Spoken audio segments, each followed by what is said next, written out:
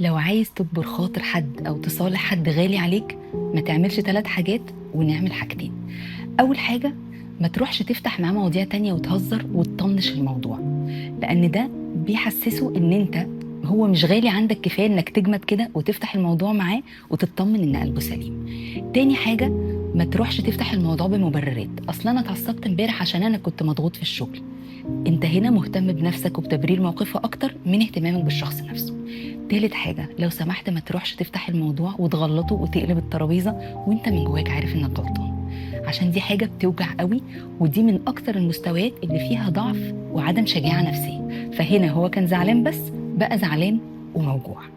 هنعمل حاجتين او حاجة من اتنين بترتيب الصعوبة النفسية. اول حاجة feelings validation، هنروح نفتح الموضوع على مشاعره. انا ما يرضينيش انك تكون زعلان، بتشوف مشاعره وتقدرها وتديله حقه انه يزعل من غير تسفيه او تقليل ومن غير ما نتكلم على الموضوع ومين غلطان ومين مش غلطان. تاني حاجة، ولو انت شغال على نفسك بقى، هتدخل شمال في الموضوع. انا غلطت امبارح، انا اتعصبت من غير لازمة، انا اللي عملته ما كانش في محله، ما كانش صح.